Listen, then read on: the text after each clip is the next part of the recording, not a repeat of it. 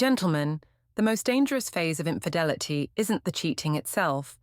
It's the manipulation period that precedes it, when she's already mentally checked out and emotionally invested elsewhere, but hasn't yet been caught, so she's systematically restructuring your relationship dynamics to create the emotional and practical space she needs to cheat without detection or consequence.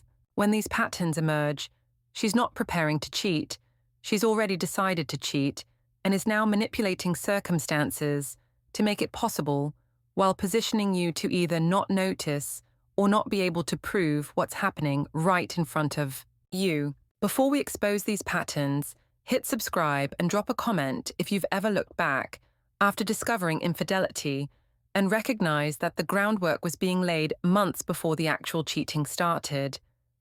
Your experience might help another. Man, recognize pre-cheating manipulation before she's created the perfect conditions to betray him without consequence. Pattern 1. Sudden independence advocacy. I think we both need more personal space. This pattern involves her suddenly advocating for increased independence, separate activities, and personal space in ways that seem like healthy relationship evolution, but actually create the freedom she needs to pursue another relationship without your oversight. She suggests you both need hobbies apart from each other, encourages you to spend more time with your friends without her, or emphasizes how important it is for couples to maintain separate identities. Her independence advocacy seems like mature relationship thinking rather than recognized as creating unsupervised time she needs for infidelity. The manipulation works by framing her need for unsupervised time as mutual relationship health rather than her individual agenda. She's not asking for space for herself. She's suggesting you both need space, making it seem like this benefits the relationship rather than benefits her ability to cheat. You interpret increasing separation as relationship maturity when actually it's strategic creation of time blocks where your absence is normalized and expected rather than questioned.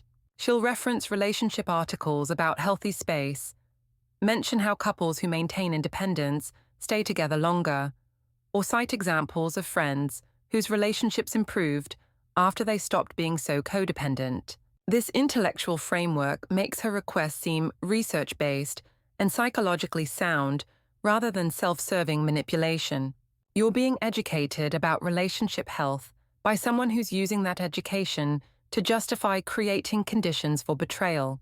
Notice whether her independence advocacy includes genuine interest in your separate activities or focuses exclusively on establishing her right to unsupervised time.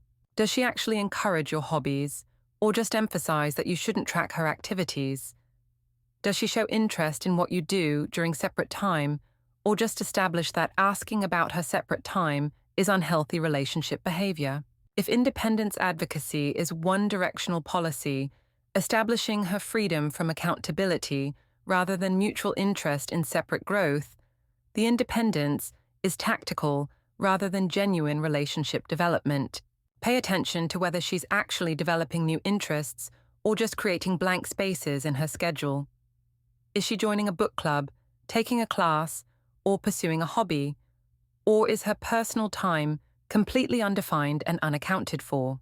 Real independence involves actual activities you can name and understand, while fake independence involves vague me time that has no specific content she's willing to share.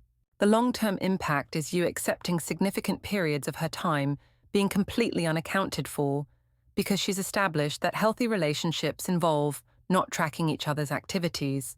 You've been trained to view questions about her whereabouts as controlling behavior rather than normal partnership awareness, which means she's created perfect conditions for infidelity, where you're not supposed to know where she is, who she's with, or what she's doing, because asking would violate the independence framework she's established specifically to make cheating possible, without you having any legitimate grounds to question her absences. Pattern 2. Projection accusations. You've been acting suspicious lately. This pattern manifests as her accusing you of behaviors she's actually engaging in, creating scenarios where she's questioning your faithfulness, examining your phone, activity, or expressing concern about your loyalty despite you giving no legitimate reason for suspicion. She asks whether you're seeing someone else, gets upset about you working late, or questions why you're suddenly so busy. Her accusations seem like insecurity or legitimate concern, but actually reflect her own guilty conscience being projected onto you. The manipulation works by making you defensive about your own faithfulness rather than questioning hers. When she's accusing you of cheating or acting suspicious, you're focused on proving your innocence and managing her insecurity rather than noticing that her sudden suspicion about you correlates exactly with when she started being unfaithful herself. She's turned her guilt into your problem by projecting her behavior onto you and making you defend against accusations that actually describe what she's doing. She might start checking your phone, asking detailed questions about where you've been, or expressing concern about female coworkers she never worried about before. This sudden vigilance about your faithfulness seems like she's become insecure or worried about losing you, which makes you feel valued and motivates you to reassure her constantly. You're flattered that she cares enough to be worried, while completely missing that her concern reflects her own behavior rather than any actual evidence from yours. Notice whether her suspicion about you has any basis in actual behavioral changes on your part or appears spontaneously while your behavior remains consistent. Did you actually start acting different, or did her perception of your behavior suddenly change? Do her accusations describe behaviors she's actually exhibiting rather than anything you're doing? If accusations describe her recent behavior changes rather than yours, she's projecting her infidelity onto you rather than responding to genuine suspicious behavior from you. Watch for whether she accuses you of specific behaviors that seem oddly detailed or precise. Does she worry you're texting someone when you're on your phone, when previously she never cared? Does she ask whether you're seeing someone after work when you've always worked the same hours? These specific accusations often reveal exactly what she's doing. The texting she's worried about is her texting. The after-work meetings she's concerned about are her after-work meetings. The psychological hook exploits your desire to be seen as trustworthy and faithful.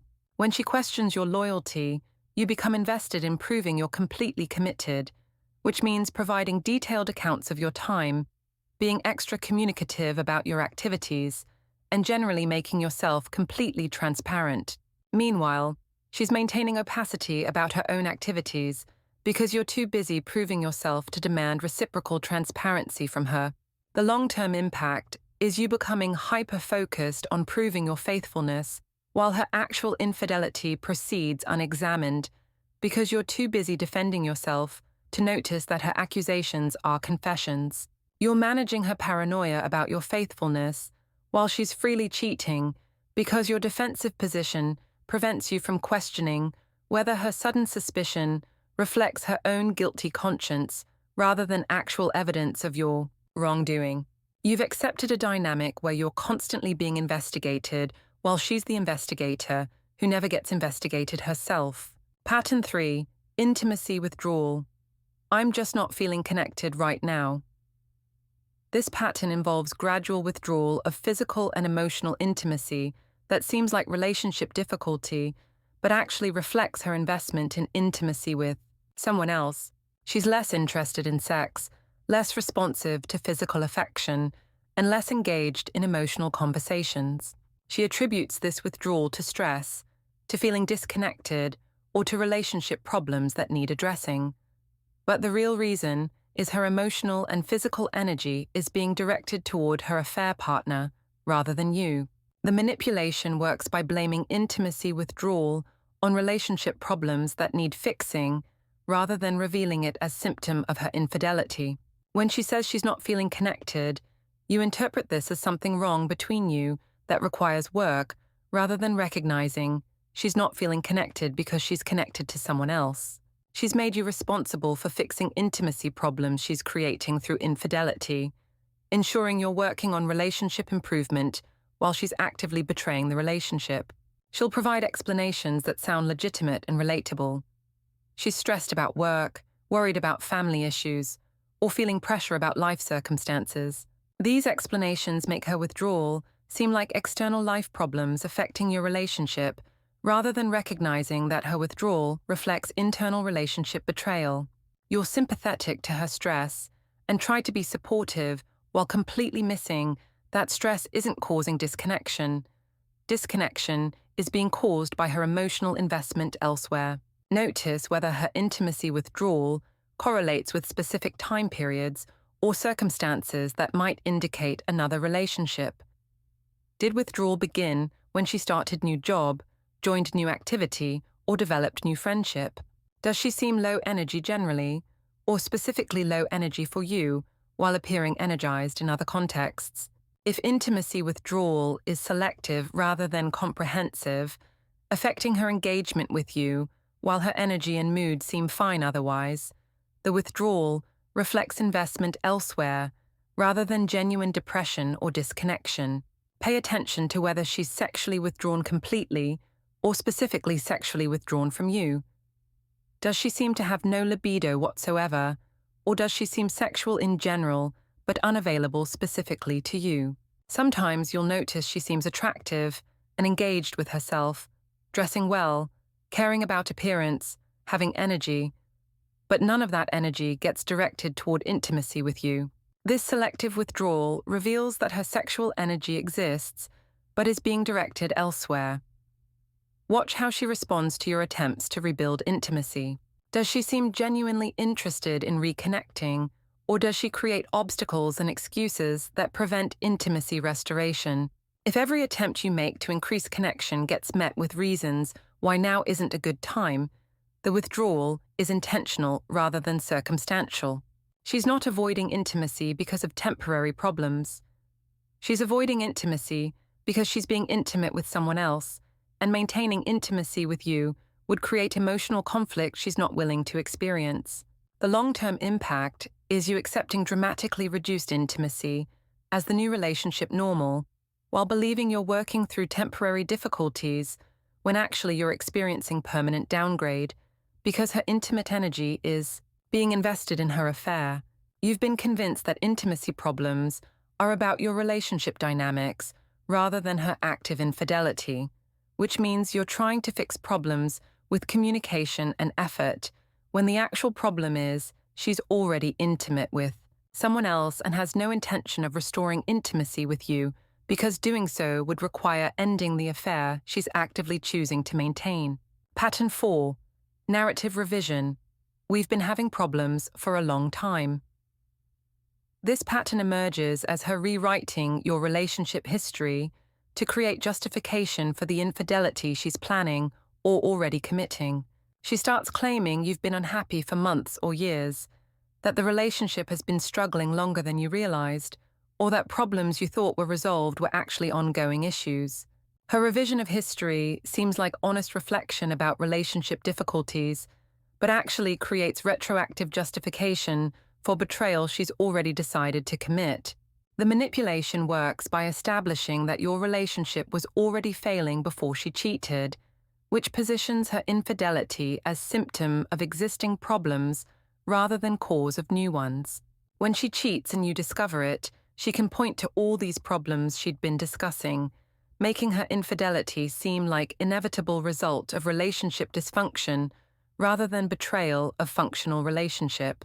She's creating the justification story before she needs it, ensuring historical record supports her narrative that cheating was response to your relationship problems. She'll bring up arguments from months or years ago that you thought were resolved, claiming they were never actually fixed and have been bothering her ever since.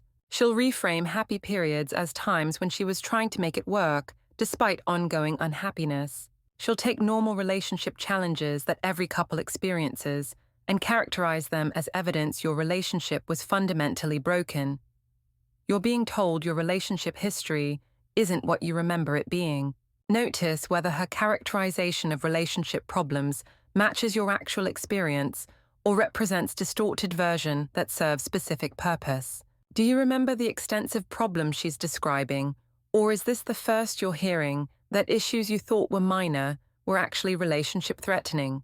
Is she rewriting resolved conflicts as ongoing issues or mischaracterizing good periods as secretly troubled? If relationship history is being revised in ways that don't match your clear memory of events. She's creating justification narrative for infidelity rather than honestly reflecting on actual relationship trajectory. Watch for her creating a narrative where she's been suffering in silence for extended periods. Does she claim she's been unhappy for years, but you're only hearing about it now? If problems were genuinely that severe for that long, why is she only articulating them now when she's already emotionally checked out? Late revelation of long-term suffering is often retroactive justification rather than genuine historical suffering she was previously unable to express.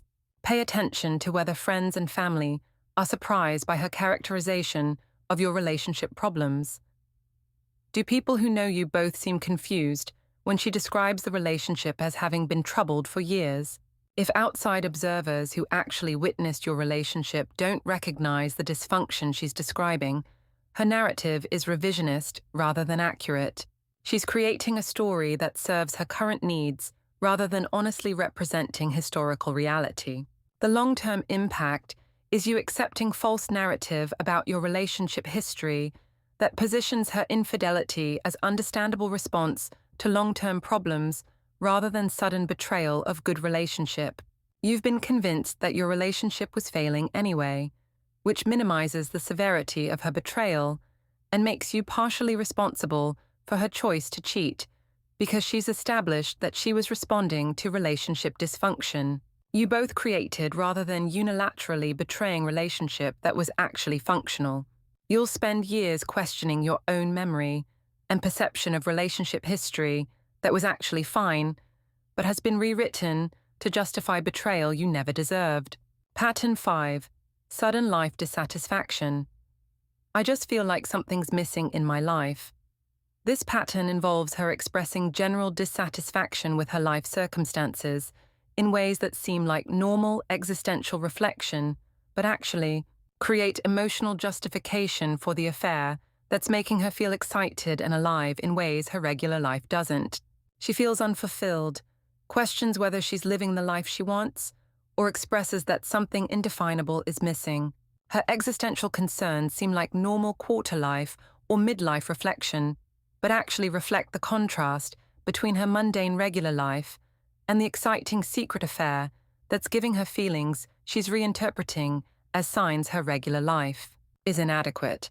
The manipulation works by attributing the excitement and aliveness she feels from her affair to deficiencies in her legitimate life, rather than recognizing those feelings come from the affair itself. She feels amazing when she's with her affair partner, and then returns to normal life feeling flat and empty by comparison. But instead of recognizing that her affair is creating the contrast, she interprets the contrast as evidence her real life is missing something. She's made you responsible for fixing dissatisfaction that actually comes from her comparing you unfavorably to the affair partner she's already involved with. She'll talk about feeling like she's not living authentically, like she's settled for less than she deserves, or like she's going through motions rather than truly living. These statements sound profound and suggest deep self-reflection, which makes you take them seriously and try to help her find fulfillment.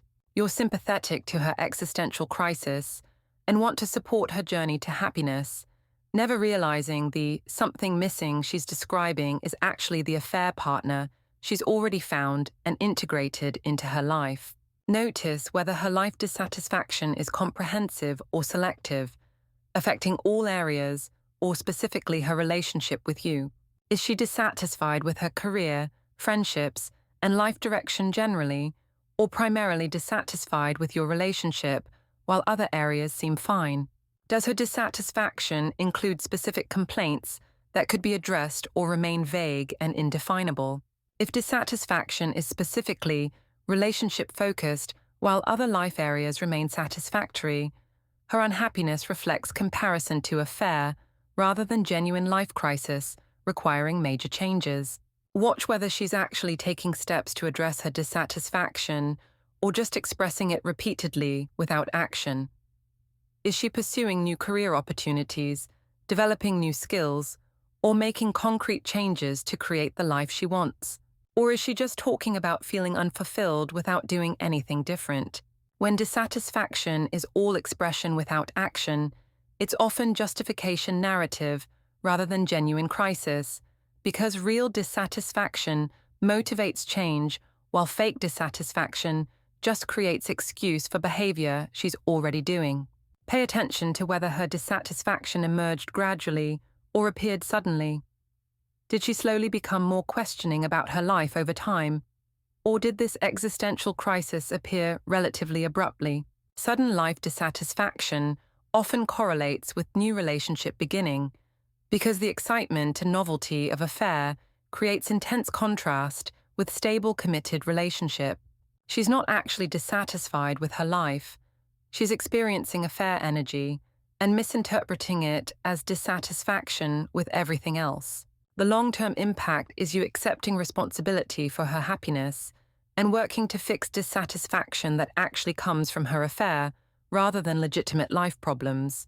You're trying to make her feel fulfilled and alive while competing against a affair partner who has inherent advantage, because affairs feel exciting by nature while committed relationships feel stable.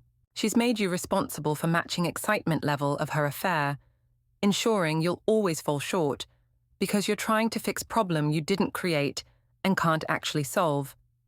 Since the real issue is she's already getting excitement elsewhere and comparing you unfavorably to feelings that affairs temporarily provide before reality inevitably sets in. Pattern 6. Communication style shift. I don't want to talk about this right now. This pattern manifests as her changing how she communicates with you in ways that create distance and prevent intimacy. She becomes less willing to discuss feelings, more dismissive of relationship conversations, and more resistant to addressing concerns. She says she's tired of talking about the relationship, needs space from heavy conversations, or just wants to enjoy time together without analyzing everything. Her communication withdrawal seems like reasonable request for less intense relating, but actually prevents you from noticing or addressing the disconnection her affair is creating. The manipulation works by establishing that attempting to address relationship concerns is problematic behavior that creates issues rather than resolves them. When you try to discuss feeling disconnected and she refuses to engage, claiming you're overanalyzing or being too intense, you're positioned as the person creating relationship problems through your need to talk. She's made it impossible to address infidelity symptoms because attempting to discuss symptoms is now characterized as relationship problem worse than the symptoms themselves. She'll accuse you of being too analytical, too focused on problems, or unable to just be present without dissecting everything. These accusations make you feel like your communication style is damaging the relationship, which motivates you to stop bringing up concerns to avoid being the problematic partner who can't just relax and enjoy the relationship as it is. You're being trained through criticism to stop attempting conversations that might reveal what she's hiding. Notice whether her communication avoidance is consistent across all topics or specifically targets conversations that might expose her infidelity. Is she generally less communicative or specifically resistant to conversations about connection, intimacy, or relationship health? Does she engage freely about logistics and practical matters, but shut down emotional conversations? If communication withdrawal is selective, preventing specific types of conversations while allowing others, she's strategically avoiding discussions that might reveal her affair, rather than genuinely needing less intense communication overall. Watch how she responds when you persist in trying to address concerns despite her resistance. Does she become angry, accusatory, or create diversionary arguments about your communication style, rather than the content you're trying to discuss? When someone refuses to discuss relationship concerns and then attacks you for attempting discussion, they're protecting secrets rather than establishing healthy boundaries. Real communication boundaries involve willingness to engage at better times, while fake boundaries involve complete refusal to address specific topics that threaten to expose hidden behavior. Pay attention to whether she's communicating less with you specifically or generally becoming less communicative across all relationships. Are her friends and family noticing she's distant and uncommunicative, or is the withdrawal specifically targeted at you? selective communication withdrawal that affects only your relationship while maintaining normal communication patterns elsewhere reveals strategic avoidance rather than general emotional unavailability or communication fatigue. The long-term impact is you unable to address obvious relationship problems because she's established that trying to discuss problems is worse than having problems. You notice disconnection, reduced intimacy, and changed behavior, but can't address any of it because she's made relationship conversations into relationship crimes. You're experiencing infidelity symptoms in complete silence because she's successfully prevented the communication that might expose what's actually causing the symptoms you're observing, leaving you unable to verify your suspicions or address your concerns because the act of attempting verification and address has been characterized as more damaging than the actual betrayal occurring. Pattern 7. Friend group integration. I want you to really get to know my friends. This pattern involves her suddenly integrating you more thoroughly into her social circle in ways that seem like relationship deepening, but actually create alibis and normalize her time with specific people who provide cover for her affair. She insists you come to group events, emphasizes how important it is that you know her friends, or make sure you're familiar with her social schedule. Her integration efforts seem like including you in her life, but actually create framework where her time with affair partner is hidden within legitimate social activities you're aware of and trust. The manipulation works by making you familiar with her friends and social patterns so that time spent with affair partner seems like normal social activity you already know about rather than suspicious behavior requiring investigation. When she says she's hanging out with Sarah and Mark, you're comfortable because you know Sarah and Mark and trust they're legitimate friends. What you don't realize is her affair partner is also present at these gatherings, or she's using friend activities as cover for meeting affair partner separately before or after. She'll make a point of introducing you to friends, inviting you to group events, and ensuring you feel welcomed in her social circle. This integration seems positive and relationship affirming because she's including you rather than excluding you, which makes you trust that she has nothing to hide. You interpret her social transparency as proof of faithfulness when actually she's creating sophisticated alibi system where you trust friend activities that provide perfect cover for infidelity. Notice whether her friend integration includes transparency about who's present at specific events or just general familiarity with friend names and faces. Does she tell you specifically who will be at each social event, or just establish general pattern that she sees friends regularly? Do you meet all the friends she mentions, or just some of them? If friend integration creates comfortable familiarity with her social life without actual transparency about specific events and attendees, she's building alibi framework rather than genuinely including you in her social world. Watch for whether she's suddenly very interested in you knowing specific friends who previously weren't important to introduce you to. Is there one particular friend or friend group she's now emphasizing you need to meet and understand? Often the friends she's most insistent you know are the ones providing cover for her affair, because establishing your comfort with those friends creates perfect alibi for time spent with affair partner who's integrated into that friend group. Pay attention to patterns in how she uses friend activities.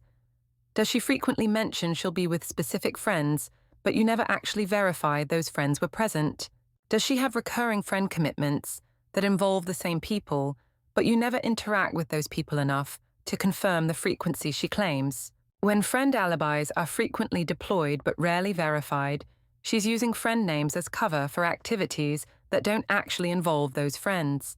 The long-term impact is you trusting her social activities completely because you know her friends and believe you understand her social patterns, which means she's created perfect cover for infidelity where affair partner is hidden within social life you trust. You're not suspicious when she's out with friends because you know those friends are real, never realizing that friend activities provide cover for affair partner involvement you're not aware of because she's strategically integrated you just enough to create trust, but not enough to reveal actual full truth about who's present at events she attends and what actually happens during time. she claims is spent with friends you've been carefully trained to trust without verification.